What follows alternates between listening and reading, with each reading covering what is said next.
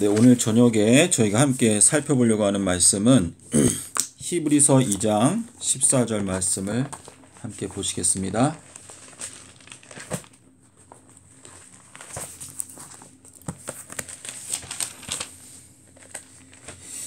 히브리서 2장 14절에 있는 말씀 읽어드리겠습니다.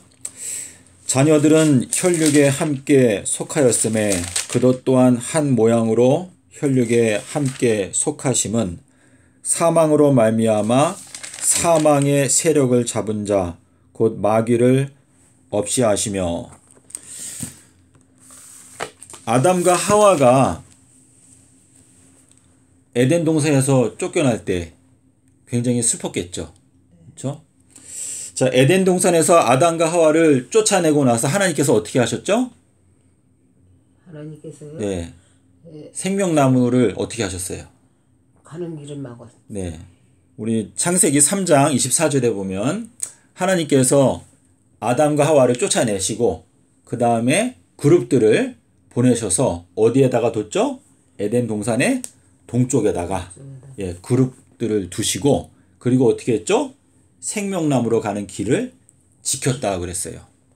우리 인간의 가장 슬픈 역사가 에덴 동산에서 아담과 하와가 쫓겨나면서 시작이 됐거든요. 그래서 우리 온 인류가 지난 6,000년 동안 사실 고통당하고 있고 우리가 정말 이 세상에 여러 가지 역경으로 힘들어하고 있지만 가장 근본적인 원인은 우리가 생명나무로 가는 길을 잃어버렸다라는 것이 이 불행의 시작입니다. 그렇죠? 그래서 이 에덴이라고 하는 뜻이 무엇이죠? 에덴? 기쁨이라고. 네, 에덴이라고 하는 이름의 뜻은 기쁨이라고 하는 뜻인데, 에덴 동산 전체에서 그 기쁨의 근원이 뭐였어요? 예? 영원히 그렇죠. 생명나무. 에덴 동산에 어디에 생명나무가 있었죠? 중간에. 예, 에덴 동산의 한 가운데에 생명나무가 있었고 또 선악을 알게 하는 나무도 있었다라고 이렇게 말씀하시고 있는데, 아담과 하와가 에덴 동산에서 쫓겨나게 되면서 생명나무로 가는 길을 잃어버리게 되었다라고 말하고 있어요. 근데 예수님께서 마태복음 13장 15절에서 무슨 말씀하셨죠? 내가 너희들에게 뭐를 말하겠다 이제? 비유. 예, 비유를 너희들에게 내가 15절이에요, 35절이에요. 35절. 예. 13장 35절. 요거는 이제 외우기가 쉬운 게 1335일은 다니엘서 12장 12절에 나오죠. 예, 그래서 이제 그거를 생각하면 외우기가 쉬운데, 비유를 내가 너희들에게 말을 해서 어떻게 하겠다? 창세. 감추어진 비밀을 가르쳐주겠다. 예, 창세로부터 감추어져 있었던 비밀들을 내가 너희들에게 알려주겠다라고 이렇게 말씀하셨는데, 창세가 뭐예요? 창세가 네. 태초요. 창세가 태초다. 예. 근데 우리가 성경에서는 창세는 언제라고 말하고 있죠? 창세는 예. 창세. 계시록 13장 8절에서 뭐라고 말하고 있죠? 창세는 예. 창세로부터 뭘 당한 어린 양? 주임당한 어린 양. 죽임을 당한 어린 양. 그러니까 창세라는 건 언제를 말하는 거예요? 구체적으로 말하면. 언제요? 아담과 하와가 범죄했을 때. 선악과를 따먹은 날짜. 예, 그때를 말하는 것인데, 아담과 하와가 선악과 따먹은 날짜가 언제예요? 이하르월? 아니. 예, 이하르월 12월. 12월이요? 예. 12월 10일. 예, 10월 10일 날 선악과를 따먹었고, 그리고 언제 가죽옷을 입었죠?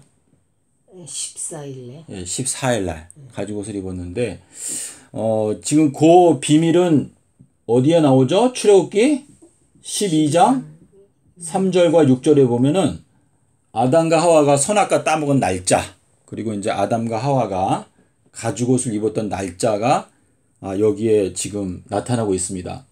근데 주님께서 우리들에게 이 비유를 너희들에게 말을 해줘서 창세로부터 감추어져 있었던 비밀을 알려주겠다라고 이렇게 말씀하시고 있는데, 아담과 하와가 범죄하게 되면서 우리 인간들 전체는 다 누구의 권세 아래 들어갔어요? 마귀의 권세. 마귀의 권세. 근데 이 마귀는 우리가 히브리서에서 읽은 대로 무엇으로 세력을 잡았다고 그랬어요? 마귀는 예. 사망. 사망. 예, 사망이라고 하는 것을 통해서 우리 이 세상 전체를 갖다 사망이라고 하는 권세로 지금 마귀가 권세를 잡고 있다라고 지금 말을 하고 있는데, 마귀는 이 세상의 임금으로 표현되어 있거든요. 그래서 이 모든 이 세상에 사는 사람들이 다 죽는 게 무서워가지고 살다가 마귀의 권세 아래 들어가게 되는데, 우리가 이 죽음이라고 하는 이 굴레, 이 죽음이라고 하는 이 굴레를 어떻게 하면 벗어날 수 있을까? 그거는 에덴 동산에서 쫓겨날 때 천사가 어디를 지켰다고 그랬어요? 생명나무로 가는 길을 지켰다고 그랬어요. 생명나무로 가는 길. 자, 이 생명나무로 가는 길이 우리가 다시 이걸 찾아야, 생명나무로 가는 길을 찾아야 우리가 영생에 들어갈 수 있다라는 뜻이거든요. 근데 이 생명나무로 가는 길을 예수님께서 이제 비유를 통해서 우리들에게 그 역사를 우리에게 공개해 주시겠다라고 하는 뜻인데, 아담과 하와가 선악과를 따먹은 그 주간에 그 비밀을 우리가 알아야 되거든요. 아담과 하와가 무슨 요일날 선악과를 따먹었을까요? 네? 아담과 하와가. 아담과 하와가요? 네. 안식일날. 토요일 날 아니. 아담과 하와는 자, 에덴 동산의 정 가운데에 뭐가 있었다고 그랬어요?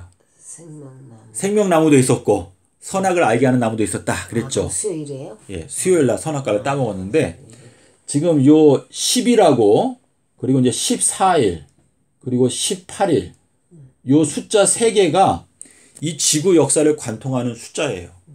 그래서 우리가 요 비밀을 알게 되면은, 우리가 아담과 하와가 선악과를 따먹은 날짜를 알게 되면서 이 지구 역사 끝까지 알게 되거든요. 그래서 이 지구 역사 전체를 주님께서 회복하기 위해서 몇 년을 딱 할애해 놓으셨죠? 7030년. 예, 7030년을 할애해 놓으셨는데, 요 7030이라고 하는 요 숫자가 갖고 있는 의미가 뭐죠? 네? 7030년? 네. 풀목불 알지 않았어요? 아니. 검은고. 검은고. 검은고. 예, 검은고인데, 풀목불 언제부터?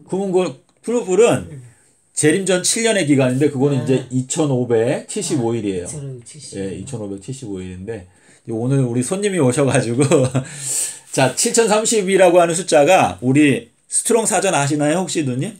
몰라요. 스트롱 사전이라고 우리 성경 사전에 보면은 7030번이 있거든요. 이 7030번이 검은고라고 하는 단어인데, 우리 지구 역사가 아담과 하와가 선악과 따먹은 해가 기원전 4001년이에요. 기원전 4001년. 요때 아담과 하와가 선악과를 따먹었고, 예수님께서 십자가에서 돌아가신 연도가 언제예요? 예? 서기 30. 십자가 돌아가신 연도 혹시 아세요? 모르지?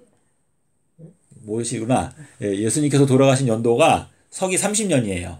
예, 근데 그 서기 30년도에 예수님께서 돌아가셨는데, 33살에 돌아갔습니다. 예, 34살에 돌아가셨는데, 예수님께서 돌아가신 연도는 서기 30년도 4월 5일 날. 무슨 요일 날 돌아가셨을까요? 금요일 날 아니에요? 금요일이라고 생각하고 있죠, 사람들이. 근데 그러면 우리 마태복음 12장 40절 한번 펴볼까요? 마태복음 12장 40절을 보겠습니다. 마태복음 12장 40절 한번 읽어보실래요? 요나가 밤낮 사흘 동안 큰 물고기 뱃속에 있었던 것 같이 인자도 밤낮 사흘 동안 땅속에 있으리로다. 예. 자, 그러면은 지금 예수님께서 땅속에서 얼만큼 지내신다고 했어요? 4일, 3일. 예. 밤낮 3일 계시겠다라고 이렇게 말씀하셨어요. 그러면은 저도 제가 이제 안식일교회에서 신학을 했고, 저도 평생 동안 예수님이 금요일날 돌아가셨다고 믿고 있었어요. 근데 제가 이 성경 구절을 보게 된 게 2013년도에 제가 보게 됐어요. 근데 밤낮 3일 동안 땅속에서 계신다고 했는데, 금요일이 말이 될까요, 안 될까요? 그러면 그 뭐야 십자가 아니 밤낮이면 밤낮 3일 동안. 그 원어 성경에 보면은 삼낮 삼밤을 땅속에서 있겠다 그랬어요. 삼낮 삼밤을. 삼낮 삼밤을 내가 땅속에서 지내겠다라고 말했어요. 자, 근데 요 말씀을 제가 딱 들었을 때 저는 이 말씀이 굉장히 충격적이었거든요. 그래서 제가 이 말씀 때문에 한 석 달 동안 성경 공부를 이것 때문에 했어요. 근데 이걸 공부하고 나서 알게 된 게, 아, 예수님께서는 수요일 날 돌아가셨구나. 알게 됐어요. 그래서 예수님께서는 수요일 날 돌아가시고, 그리고 서기 30년도에 돌아가셨거든요. 그리고 목금토를 땅속에 계셨어요. 목금토. 목금, 그리고 토. 땅속에서 계시고, 일요일 날 부활하셨어요. 근데 제가 요거를 깨닫고 나서 지금 9년 동안 이것을 제가 속해 있었던 안식일 교단에 이거를 개혁하기 위해서 노력을 하고 있는데, 요 서기 30년도 4월 달에 수요일 날 돌아가시고 일요일 날 부활하셨다라고 하는 요 진리를 알게 되면은요, 예언의 말씀을 깨닫게 될 수가 있어요. 예. 그래서 요거를 우리가 그럼 날짜별로 한번 좀 살펴보도록 하겠습니다. 자, 요한복음 19장 14절을 한번 펴보실까요?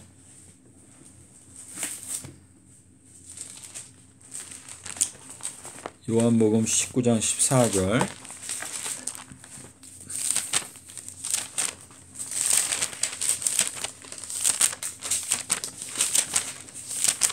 예수님께서 돌아가시 십자가에서 달리신 그 날짜를 거기 뭐라고 말하고 있죠? 이날은 6월절의 준비일이요. 예, 6월절의 준비일이다 라고 말했어요. 6월절의 준비일이다 라고 말했고, 31절을 읽어보실래요? 31절.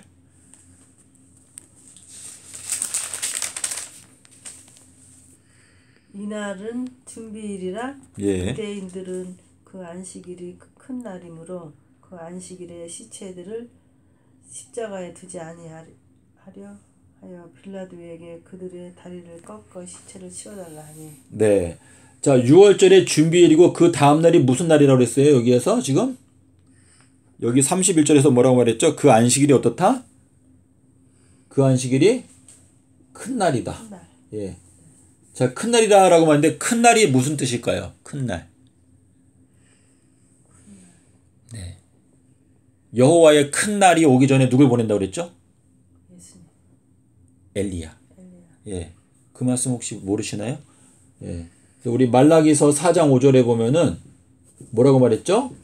여호와의 큰 날이 오기 전에 내가 누구를 보내겠다? 여기 큰 날이 나와요. 큰 날. 여호와의 큰 날이 오기 전에 내가 선지자 엘리야를 보내겠다라고 말했는데, 이 큰 날은 주님의 초림과 주님의 재림을 말하거든요. 초림 때에 왔던 엘리야가 누구였어요? 초림 때에. 초림 때에 왔던 엘리야가 누구였죠? 침례 요한 아니었나요? 침례 요한? 예. 그래서 우리가 지금 예수님의 십자가 사건을 날짜별로 먼저 볼게요. 그러면 예수님께서 돌아가신 거는 수요일 날 돌아가시고 그 다음 날은 큰 날이었는데, 누가복음 23장 56절에 보면 뭐라고 말했죠? 계명을 쫓아 어떻게 했다? 쉬더라. 안식일에 쉬었다 그랬어요. 안식일에 쉬었다. 그래서 그 안식일이 목요일이었어요. 자, 그리고 금요일 날은 여자들 뭐 했어요? 금요일 날에는 마가복음 16장 1절을 보실게요. 마가복음 16장 1절에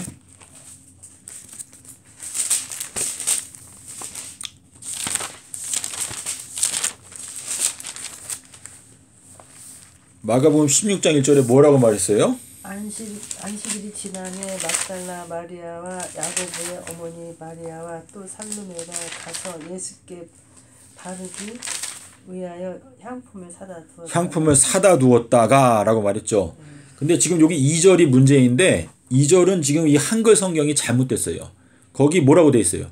안식 후 첫날. 그거를 지워버리시고 뭐라고 고쳐야 되냐면 주일 중 첫날이라고 고쳐야 돼요. 주일 중 첫날. 그게 번역을 갖다가 잘못한 거거든요. 집사님 것도 잘못돼 있나? 그렇죠. 예. 주일 중 첫날이라고 고치셔야 되는데, 자, 금요일 날은 여자들이 뭘 했다고 그랬어요? 시장에 가서 뭘 샀다? 향품을 사다 두었다가 라고 해서 향품을 사다 두었다가. 금요일 날 향품을 사다 두고, 그 다음에 마태복음 28장 1절에 가볼게요.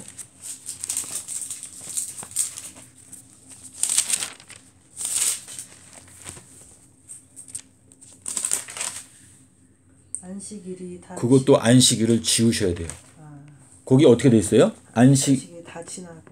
그러니까 그게 지금 그게 우리 한글 성경의 가장 큰 문제인데 일주일이 저물고 일주일이 저물고 그리고 그 다음에 뭐냐면은 주일 중 첫날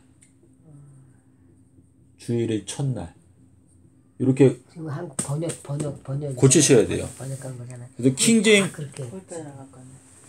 이게 성경마다 다 이렇게 조금 이상하게들 해. 아니 이 번역본이 아주 그 저기 한 게 많아요. 잘못 번역해 놓은 게. 그래서 여기 토요일은 여기 마태복음 28장 1절인데요. 여기 뭐라고 되어 있냐면 일주일이 저물고 일주일이 저문다 그랬어요. 일주일이 저물고 저게 맞는 거예요. 일주일이 저물고 요 일요일은 주일 중 첫날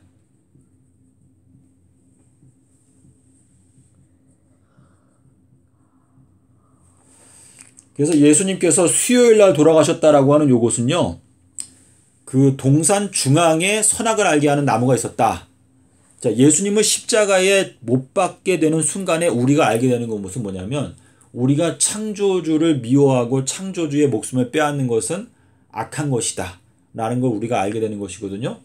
그래서 저는 이 예수님께서 수요일 날 돌아가시고 일요일 날 부활하셨다라고 하는 요 진리가 가장 중요한 진리라고 믿고 있어요. 그래서 이것만 알게 되면은 예수님께서 우리에게 알려주시는 이 미래의 비밀들이 열릴 뿐만 아니고 과거의 비밀도 열려요.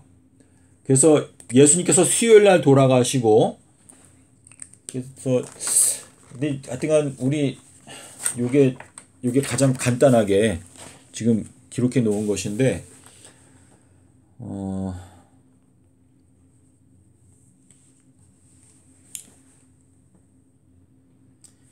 우리가 에스겔서 1장 1절 말씀을 한번 보시겠습니다. 에스겔 1장 1절.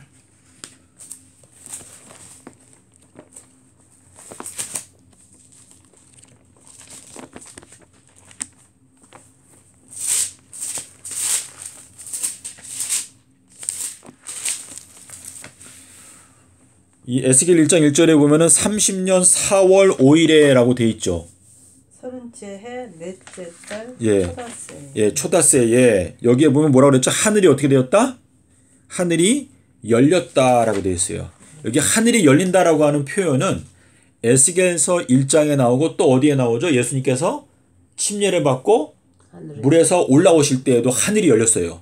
그 예수님께서 십자가에서 죽으실 때 어떻게 됐어요? 또 지성소의 휘장이 찢어졌죠. 지성소의 휘장이 찢어진다는 지성소라는 건 뭐냐면 가장 거룩한 장소라는 뜻인데 그 거룩한 장소의 휘장이 열렸다라고 하는 것은 하늘이 열린다라고 하는 뜻인데 지금 에스겔서 1장 1절에서는 에스겔이 뭘 봤어요? 하나님의 보좌를 봤어요. 보좌. 그게 이제 예, 여기 이제 26절에 가면은 에스겔이 그 이상 속에서 보좌를 보았는데 이 보좌는 지성소에 있는 뭘 말해요? 법궤의 뚜껑. 예, 법궤의 뚜껑을 뭐라고 하죠? 시은 자. 하나님의 은혜를 베푸시는 보좌다. 이렇게 말을 하는데 지금 에스겔이 이 하나님의 보좌를 보았던 날짜가 여기 30년 4월 5일이라고 돼 있어요. 근데 이게 결국은 예수님이 태어나셨을 때 어떤 날짜가 된 거예요? 주님께서 죽으신 날짜가 되었어요. 그래서 요 에스겔이 하나님의 보좌를 본 요 날짜하고 예수님께서 돌아가실 때 십자가에서 죽으시는 순간에 휘장이 어떻게 됐어요? 위에서부터 아래로 찢어지게 되면서 지성소의 영광이 이 세상에 공개가 되었어요. 그래서 요 에스겔이라고 하는 이름의 뜻이 뭐라고 그랬죠? 에스겔? 예. 에스겔은 하나님께서 강하게 하실 자라는 뜻이에요. 자, 우리 성경에서 강하다라고 하는 건 뭘 뜻해요? 강하다. 성경적으로 강함은 뭘 뜻하죠? 예. 잠언 24장에서 보면 뭐라고 말했죠? 지혜가 있는 자는 어떻다? 예. 지혜 있는 자는 강하다라고 이렇게 말씀하시고 있기 때문에 성경적으로 강하다라고 하는 것은 지혜를 뜻하는 거예요. 지혜. 그래서 우리 사사기에 보면은 삼손이 수수께끼를 냈죠. 뭐라고 냈죠? 먹는 자에게서 먹는 것이 나오고 또 강한 자에게서 무엇이 나온다? 단 것이 나온다라고 말해가지고 이 삼손이 일주일의 기간을 줬어요. 그 일주일 동안 너희가 이 수수께끼를 맞추면 좋은데 못 맞추게 되면 너희가 나한테 이런 벌금을 내라 이렇게 말하니까 사람들이 그거를 막 고민하다가 삼손의 여자친구를 그냥 막 꼬드겨가지고 그 비밀을 밝혀냈죠. 그 답을 뭐라고 했어요? 무엇이 사자보다 강하겠으며 무엇이 꿀보다 달겠느냐. 그것이 정답인데 그게 결국 누구를 가리키는 거예요? 예수 그리스도. 예, 그래서 유다 지파의 사자가 예수 그리스도이신데 예수 그리스도는 사자와 같이 강하시고 또 예수님께서 뭐가 나와요? 꿀과 같이 단 것이 나온다 라고 하는 뜻이거든요. 근데 이 꿀이라고 하는 것은 여기 잠언 24장 13절에 가면 꿀은 뭐라고 그랬어요? 꿀은 지혜라고 그랬어요. 지혜. 예. 그래서 이 지혜라고 하는 것이 왜 중요한가? 지혜라고 하는 것은 잠언 2장 16절에 보면은요. 그리고 7장 5절에 뭐라고 말했죠? 지혜가 어떻게 하겠다? 너를 음녀에게서 구원할 것이다 그랬어요. 음녀. 자, 음녀는 계시록에서 누구예요? 음녀가. 음녀요? 계시록에서? 예, 계시록에 나오는 음녀를 뭐라고 표현하죠? 계시록 17장에서는 바벨론. 그렇죠? 모든 나라를 뭘로 먹였어요? 음행의 포도주로 먹여가지고 모든 나라가 전부 다 지금 취하여 있는데 그 바벨론의 음녀에게서 우리들을 구원해 주는 건 뭐라고 그랬어요? 지혜라고 했어요. 지혜. 근데 이 지혜가 어디에 들어있는가? 우리가 아까 읽은 어디에 들어있어요? 마태복음 12장 40절에서 뭐라고 말했죠? 인자가 땅속에서 얼만큼 지내겠다? 삼낮 삼밤을 지내리라 라고 말씀을 하시고 뭐라고 말했어요? 나는 솔로몬보다 더 큰 자다 라고 말했어요. 그게 무슨 뜻이에요? 이 요나의 표적 속에 예수님의 지혜가 감춰져 있으니까 너희가 요나의 표적을 깨닫게 되면 너희들은 어디에게서 구원을 받는다? 음녀. 예, 음녀에게서 너희가 구원을 받게 될 것이다. 바벨론에게서 구원을 받게 될 것이다. 이렇게 지금 말씀하시는 거거든요. 그래서 우리가 계시록에 보면은 짐승의 표가 나오죠. 우리들은 하나님을 믿으니까 나는 어떻게 해서든지 짐승의 표를 받지 말아야지 라고 지금 생각을 하고 있어요. 근데 이 짐승의 표를 우리가 깨닫기 위해서는 무엇보다도 무엇을 알아야 돼요? 짐승의 표의 반대가 뭐예요? 짐승의 표의 반대가 예, 하나님의 인이죠. 자, 하나님의 인이 무엇일까? 이거를 우리가 깨달아야 결국은 짐승의 표가 무엇인지 우리가 파악할 수가 있는데 하나님의 인은 어디에 들어있다고 생각하세요? 하나님의 인은? 예. 하나님 말씀. 하나님의 말씀인데 지금 하나님의 인은 어디에다 치라고 그랬어요? 이마에다 치라고 그랬어요. 자, 그런데 이 이마에다가 친다. 이마의 표라고 말씀하신 게 구약 성경에 나오죠. 뭐예요? 이마의 표라고 말씀하신 게 뭐예요? 그게요? 예. 큰 안식일. 큰 안식일. 그렇죠? 그래서 우리가 이 계시록의 말씀을 깨닫기 위해서는 짐승의 표를 우리가 이제 앞으로 오게 되는데 그 짐승의 숫자가 666이다라고 우리한테 말씀을 하시는데 짐승의 표와 정반대가 되는 건 하나님의 인인데 우리가 진리의 말씀을 똑바로 알게 되면 사도 바울이 뭐라고 말했죠? 나는 예수님의 십자가 외에는 알지 아니하기로 작정했다라고 말했는데 우리가 과연 십자가의 의미를 알고 있는가? 이것이 우리의 날마다의 물음이 돼야 되거든요. 그래서 십자가가 과연 나에게 어떤 의미가 있는가? 예수님께서 나를 위하여 죽으셨다라는 게 무슨 뜻인가? 이걸 우리가 알아야 되는데 주님께서 이 땅에 계실 때 여러 가지 표적을 많이 행하셨어요. 표적이라는 게 무슨 뜻이죠? 표적? 표적은 기적이란 뜻이죠. 그렇죠? 자, 그런데 주님께서 이 땅에 계실 때 여러 가지 표적들을 많이 행하셨음에도 불구하고 내가 너희들에게 허락해주는 표적은 뭐밖에 없다? 요나의 표적밖에 없다 그랬어요. 자, 요나라고 하는 이름의 뜻이 뭐예요? 요나요? 예. 요나는 비둘기란 뜻인데, 예. 아니, 뻔히 알면서도 지금은 생각이 안 나. 아, 예, 예. 그래서 요나라고 하는 건 비둘기란 뜻이에요. 근데 예수님께서 우리한테 뭐라고 말씀하시냐면 너희들은 뭐와 같이? 비둘기와 같이 어떻게 하라? 순결하라. 순결하고 또 뭐라 그랬어요? 뱀과 같이 어떻게 하라? 지혜로워라. 예, 지혜로워라. 이렇게 말씀하셨는데 자, 요 순결과 지혜 요 두 가지가 중요하죠. 근데 주님께서 우리에게 요나의 표적을 말씀하실 때 뭐라고 말했어요? 나는 솔로몬보다 어떻다? 솔로몬보다 지혜롭고 누구보다? 요나보다도 더 크다라고 말씀하셨어요. 그래서 요나의 표적이 순결과 지혜의 표라고 하는 뜻인데 오늘 손님께서 오셨는데 주님께서 우리의 마음을 인도하셔야 이 말씀의 중요성이 느껴지게 되거든요. 근데 제가 양심에 손을 얹고 확실하게 하나님 앞에서 이것이 확실한 진리다라고 말할 수 있는 건 뭐냐면 예수님께서는 서기 30년도 4월 5일 수요일 날 돌아가시고 그리고 목금토 땅속에서 지내시고 일요일 날 부활하셨다. 이것이 확실한 진리예요. 그래서 이 진리 위에다가 우리가 집을 짓게 되면 그 집은 반석 위에 짓는 집인데 이 말씀을 확실하게 믿기 위해서는 성경을 가지고 내가 살펴봐야 돼요. 지금 신약 성경에는요. 안식 후 첫날이란 말이 한 번도 안 나와요. 근데 우리 한글 성경엔 있어요. 그게 문제예요. 그래서 주님께서 우리한테 말씀하시기를 너희들은 바리새인들의 누룩을 주의하라 라고 말했는데 이 성경 신학자들이 이걸 번역할 때 대충 했어요. 대충.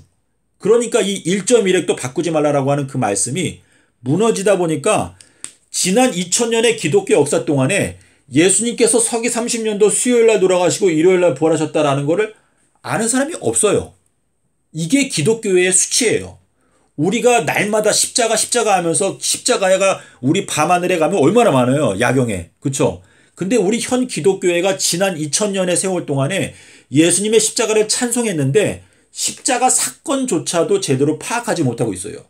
그래서 주님께서 돌아가셨던 그 순환 주간에 딱 7일 동안의 사건이 있잖아요. 그 7일 동안의 날짜별로 행적이 있어요. 그게 뭐냐면 재림전 7년 동안에 일어나는 예언이에요. 주님께서 내가 곧 길이다 라고 말씀하신 것은 주님께서는 2000년 전에 우리가 걸어가야 되는 길을 다 닦아 놓으셨어요. 그래서 마가복음 13장에 보면 뭐라고 말했죠? 13장 23절에서 너희들 조심해라 그랬어요. 조심해라. 내가 모든 것들을 어떻게 했다? 미리 너희들에게 다 말해줬다고 그랬어요. 그래서 예수의 증거가 뭐라고 말했죠? 예수의 증거? 계시록 19장 10절에서 뭐라고 말했어요? 예언해요. 예수의 증거는 예언의 영이다 그랬어요. 이건 무슨 뜻이냐? 예수님께서 2000년 전에 하신 그 말씀이 나의 마음 가운데 들어와서 깨달아지게 될 때 내가 예언을 깨닫게 된다는 뜻이에요. 그래서 예수님께서는 2000년 전에 말씀하신 그 말씀이지만 그 말씀은 그만큼 위력적이기 때문에 그분께서 성령 보혜사를 통해서 우리에게 어떻게 하시겠다? 모든 진리를 너희들에게 가르쳐주고 내가 너희들에게 말한 것들을 모두 다 생각나게 해주겠다라고 말씀하셨는데 요한복음 16장 13절에 가면 뭐라고 말했죠? 성령 보혜사가 오시면 어떻게 하겠다? 너희들에게 장래에 일어나게 되는 일들을 알려주겠다라고 말했어요. 그래서 예수님께서 사복음서를 통해서 그분의 행적을 통해서 우리들에게 미래를 다 열어놓으셨어요. 그래서 저는 양심적으로 고백할 수 있는 게 예수님의 말씀을 내가 사랑하고 깊이 파면 팔수록 미래가 보여요. 그래서 주님께서 우리 전도서 1장 9절에 뭐라고 말했죠? 이미 했던 일을 어떻게 한다? 또 다시 한다 그래서 또 다시 한다. 과거에 있던 일이 후에 또 다시 있겠고 과거에 했던 일을 후에 또 다시 하는데 해 아래 무엇이 없다? 새 것이 없다라고 이렇게 말씀하셨거든요. 그래서 우리가 초림을 바라보게 되면 재림을 알 수가 있어요. 그래서 예수님께서 초림하셨을 때 누가 제일 먼저 왔어요? 엘리야가 먼저 왔죠. 그렇죠? 자, 엘리야가 온 다음에 그 다음에 누가 왔죠? 예수님께서 왔죠. 예수님께서 누구와 같이 일하셨어요? 예수님이요? 예, 예수님과 아버지 하나님께서 같이 일하셨는데 예수님과 아버지 하나님은 예수님께서 뭐라고 말씀하셨냐면 요한복음 8장 17절에 보면 뭐라고 말했죠? 너희 율법에도 이른 바와 같이 뭐라고 그랬어요? 두 사람의 증거가 참되다라고 기록하였으니 내가 나를 위해서 증거하고 하늘에 계신 나의 아버지도 나를 위해서 증거하신다라고 말했어요. 이게 무슨 뜻이에요? 너희 율법에 두 사람의 증거라고 말했으니까 예수님과 아버지 하나님이 뭐란 뜻이에요? 두 증인이다라고 하는 거예요. 두 증인이다. 자, 예수님과 아버지께서 이제 일하셨는데 아버지께서는 하늘에 계셨고 예수님께서는 이 땅에서 일하셨는데 예수님께서 일하신 다음에 그 다음에 십자가를 겪으시고 그 다음에 어떻게 했죠? 오순절에 성령을 받으셨어요. 근데 요 과정은 재림 때에도 똑같아요. 주님께서 말씀하시기를 내가 너희들에게 누구를 보내겠다? 엘리야를 보내겠다. 자, 엘리야가 맨 처음에 초림 때에 몇 년도에 왔어요? 엘리야가. 26년. 예, 26년도. 침례 요한이 26년도에 외쳤어요. 그리고 침례 요한이 외치고 나서 곧바로 예수님께서 이제 몇 년도부터? 27, 28, 29 이렇게 3년 동안에 주님께서 외치다가 그리고 십자가에서 죽고 이제 승천하셨거든요. 자, 예수님께서 공생애 하실 때 너희들은 누구한테 가지 말라고 그랬죠? 너희들은 네. 사마리아인에게도 가지 말고 이방인에게도 가지 말고 누구한테 가라고 그랬어요? 이스라엘의 잃어버린 자들에게만 가라고 그랬어요. 그래서 자, 예수님께서 공생애 하시는 동안에는 누구한테 가지 말라고 그런 거예요? 이방인에게 어떻게 하라? 가지 말라. 여기 어디에 나오죠? 마태복음 10장 6절에서 예수님께서 말씀하시기를 너희들은 이방인에게 가지 말라고 그랬어요. 자, 근데 십자가 사건을 겪고 나서 부활하신 다음에는 뭐라고 말했죠? 이제 여기에서는 너희들은 이방인들에게 가라. 예, 이방인들에게 가라라고 말씀하셨어요. 이방인에게 가라. 이방인에게 가라. 자, 이게 뭐냐? 자, 계시록에 보면 뭐가 나오죠? 계시록 11장에 갈대와 같은 지팡이를 주면서 어떻게 했어요? 뭐라 그랬어요? 너는 일어나서 어딜 청량해라? 성전 안에서 예배드리는 자를 청량해라. 하지만 성전 바깥에 마당들은 어떻게 하라? 청량하지 말라. 그랬어요. 이게 뭐예요? 주님께서 이 초림 때에 하셨던 것처럼 이방인을 청량하지 말고 여기는 이방인을 청량하라. 자, 우리가 말씀을 선포하는 건 뭐예요? 사람들을 심판하는 거예요. 심판. 내가 하나님의 말씀을 딱 선포하면 그 말씀을 받는 자는 구원을 받는 것이고 그 말씀을 거절하는 자는 스스로 자기가 심판을 받는 거거든요. 그거는 하나님 아버지께서 결정하시는 건데 우리는 말씀을 선포하는 것이고 그 말씀 선포에 따라 그 말씀을 듣는 자는 아버지께서 인도하는 자이고 그 말씀을 거절하는 자는 아버지께서 밀쳐내는 자인데 요한복음 6장 65절에서 뭐라고 말했죠? 아버지 하나님께서 이끌지 아니하시면 어느 누구도 나에게 올 수 없다 라고 말씀하셨거든요. 주님께서 초림 때에 보여주신 이 행적이 맨 처음에 공생애 하시는 3년 반 동안에는 너희가 이방인에게 가지 말라. 자, 근데 십자가 사건이 있은 다음에는 너희들은 이제 이방인에게도 가고 누구한테 가라 그랬죠? 사마리아인에게도 가라라고 이렇게 말씀하셨어요. 자, 그런데 요 과정이 재림 때에도 똑같이 반복이 되는데 올해가 몇 년도죠? 2022년도예요. 요 2022년도가 엘리야의 해예요. 엘리야의 해. 그래서 엘리야의 기별을 우리가 받아들이고 엘리야의 기별을 깨달아야 우리가 구원의 길을 갈 수가 있어요. 자, 엘리야가 전파했던 기별이 뭐였어요? 회개하라라고 전파하면서 너희들은 침례를 받아라. 자, 물 침례가 중요합니까? 중요하지 않습니까? 우리가 물에 잠겨서 반드시 침례를 받아야 된다고 생각하십니까? 아멘. 어떻게 생각하십니까? 반드시 이제 성경대로 해야 되겠죠. 우리가 예수님한테 무조건 굴복해야 되는데 자, 예수님은 어떻게 하셨어요? 물에 잠겼죠. 물에 그렇지. 자, 니고데모가 침례 받으셨어? 전 3개만 했어요. 그러니까 예수님께 밤에 누가 찾아왔었죠? 니고데모라는 이름의 뜻이 뭐예요? 이긴 자. 예, 니고데모는 이긴 자란 뜻인데 이 니고데모가 밤에 찾아와가지고 예수님께 배운 게 뭐예요? 내가 어떻게 하면 이길 수가 있는가? 그 이기는 비결을 배웠어요. 밤에 니고데모가 찾아온 건 뭐냐면 지금 우리는 이 지구 역사에 밤에 들어와 있어요. 이 세상에 있는 모든 사람들이요. 진리의 말씀을 깨닫지를 못해요. 알지를 못해. 근데 우리가 가장 두려워해야 되는 건 누구예요? 예수님이에요. 마태복음 10장에서 뭐라고 말했어요? 너희 몸은 죽여도 너희들의 혼은 죽이지 너희들의 목숨은 죽여도 너희들의 혼은 죽이지 못하는 자들 두려워하지 말고 너희들의 몸과 혼을 지옥불에 멸하시는 자를 두려워하라 라고 말했는데 요한복음 5장에서 뭐라고 말했죠? 하나님 아버지께서 심판을 누구한테 다 맡겼다? 아들에게 다 맡겼다. 그러니까 우리가 가장 두려워해야 되는 분은 누구예요? 예수님이에요. 사도 바울도 아니고 베드로도 아니고 어느 누구도 아니에요. 그래서 예수님께서 밤에 찾아온 니고데모한테 뭐라고 말했어요? 너가 물과 성령으로 거듭나지 아니하면 결단코 하나님의 나라에 못 들어간다라고 말했어요. 자, 우리 지금 현 기독교회가 왜 예수님께서 우리한테 알려주신 침례를 무시하고 왜 세례를 하게 됐을까요? 자, 우리 나만 장군이 찾아왔을 때 나만 장군한테 뭐라고 말했죠? 너가 요단강에 가서 어떻게 하라? 7번을 목욕해라 그랬어요. 자, 나만 장군이 그 말씀을 순종했죠. 그러니까 고침을 받았어요. 그래서 예수님께서 뭐라고 말했어요? 나만 장군이 살던 그 당시에 이스라엘이라고 하는 이스라엘 나라에 수많은 문둥병자가 있었는데 그 중에서 단 한 명도 고침을 받지 못하고 오직 시리아 땅에 있는 나만 장군만 고침을 받았다라고 하신 그 말씀은 나만 장군이 비록 자존심이 상했지만 결국은 그 명령에 순종했어요.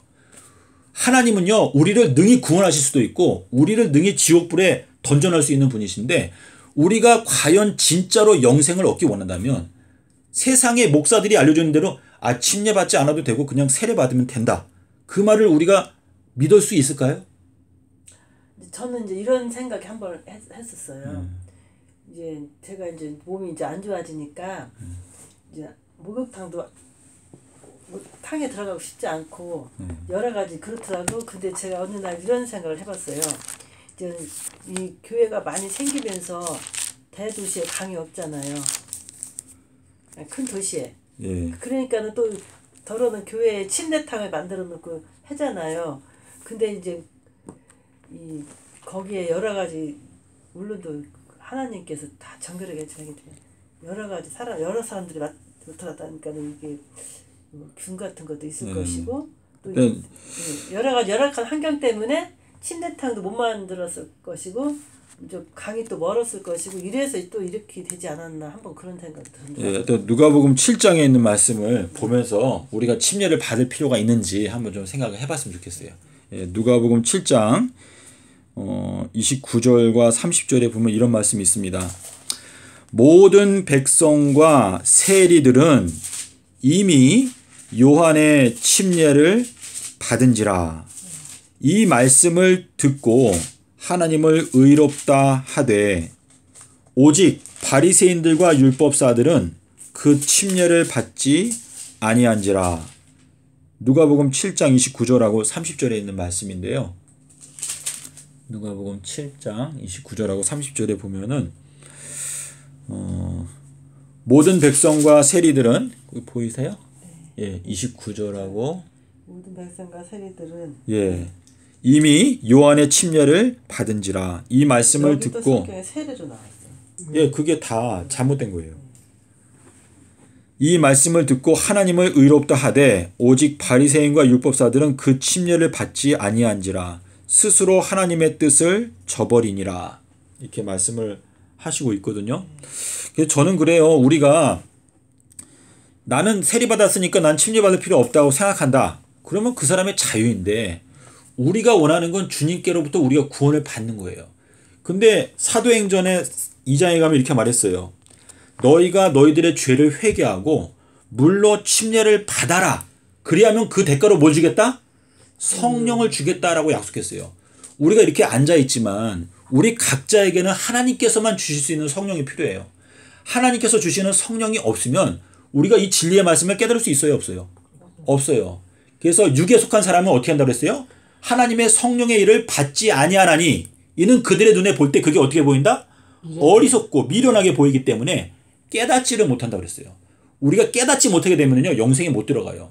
그래서 사도 바울이 뭐라고 말했죠? 너희가 1만 마디 방언을 말하는 것보다 차라리 5마디를 말하더라도 깨달은 마음으로 말하는 것이 낫다고 그랬어요.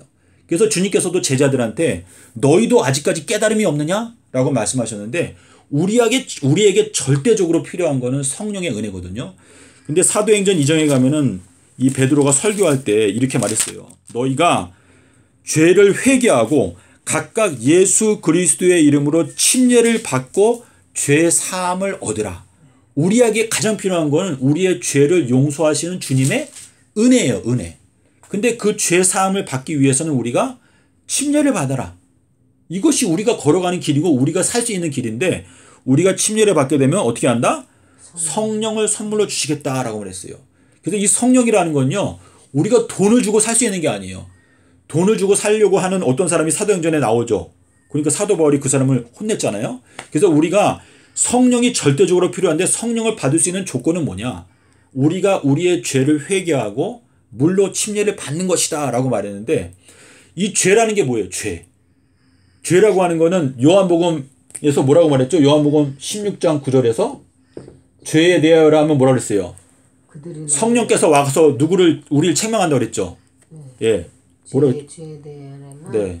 그들이 나를 믿지 않는. 예, 그들이 나를 믿지 아니하는 것이 죄다라고 말했는데 침례 요한이 설교할 때 뭐라고 말했죠? 위에서부터 오시는 예수님은 이 우주에 속한 분이 아니고 만물 위에서 예수님께서 내려오셔가지고 그분이 보고 들은 것들을 증거하시는데 그 예수님의 증거를 받는 자가 있다 없다? 없다고 그랬어요. 우리가 볼 때 지금 이 현 기독교회 안에서 예수님의 증거를 진짜 믿는 사람이 있다고 보십니까? 예수의 증거가 우리의 생애 가운데 생명과 같이 그 말씀이 우리의 마음 가운데 자리를 잡아야 되는데 우리 현 기독교회는요. 십자가가 가장 구원의 핵심임에도 불구하고 십자가 사건이 몇 년도에 있었는지 십자가 사건이 무슨 요일에 있었는지 조차도 몰라요. 이게 입술로는 우리가 주님을 믿는다고 하지만은 마음은 예수님께로부터 멀리 떨어져 있기 때문에 예수님께서 십자가에서 놀라우신 구원을 이루셨음에도 불구하고 십자가 사건 자체를 우리가 모르기 때문에 우리가 소경과 같이 되어 있는 것이거든요. 그래서 예수님의 십자가가 사실상 모든 구원의 열쇠가 들어있어요. 골로새서 2장에서 뭐라고 말했죠? 예수 그리스도 안에 뭐가 감추어져 있다? 모든 지식과 지혜의 보화가 감추어져 있다라고 말씀하셨거든요. 그래서 우리가 예수님의 십자가 사건, 이 일주일 동안에 있던 사건들을 연구를 하게 되면 지구 역사 마지막 때에 7년 동안에 일어나게 되는 역사를 알 수가 있고 좁은 문으로 들어가는 게 무엇이다 라는 것을 우리가 깨닫게 될 수가 있어요. 자, 우리가 지금 2022년도인데 문이 언제 닫힐까요? 문이 2023년도에 2023년도 초에 이 구원의 문이 닫힌다라는 것을 지금 같이 이제 믿고 있는데 이 기별이 내 마음 가운데 진짜 그럴까? 과연 그럴까? 성경으로 따져보고 옛날에 노아가 어떻게 했습니까? 노아도 이 망해가는 세상을 향해서 너희가 살기 원하면 어떻게 하랬어요? 방주에 들어가라. 안 들어갔어요. 그러다가 다 멸망했어요. 사람들이 생각한 게 뭐였어요? 야, 이 세상에 사람이 이렇게 수십억이 있는데 이 조그만 방주에 어떻게 다 타? 말도 안 돼. 노아 할아버지가 노망이 들었구나.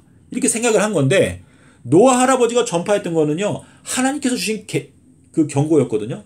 너희가 살기 원하면 방주에 들어가라. 근데 안 들어갔어요.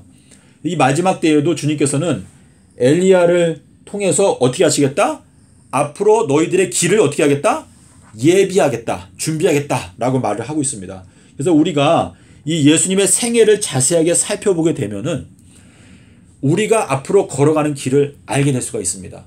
그래서 이 길을 알아야 우리가 이 모든 과정을 통과할 수 있는데 자, 다니엘의 세 친구들을 갖다가 풀무불에 던져놓을 때 풀무불이 몇 배가 더 뜨거웠죠?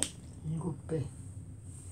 예, 평소보다 7배가 더 뜨겁게 해서 풀무불에다 던져 넣었어요. 근데 주님께서 이 마지막 때 재림전 7년이라고 하는 기간 동안에는 개국 이래로 없던 환란이 너희들의 앞에 와 있다 라고 이렇게 말씀하시고 있고 우리가 이 빛이 있을 동안에 빛을 믿으라 그러면 빛의 아들이 된다 라고 하는 그 말씀처럼 우리가 예수님의 말씀을 자세하게 살피게 되면 우리가 이 예언들을 깨닫게 될 수가 있습니다.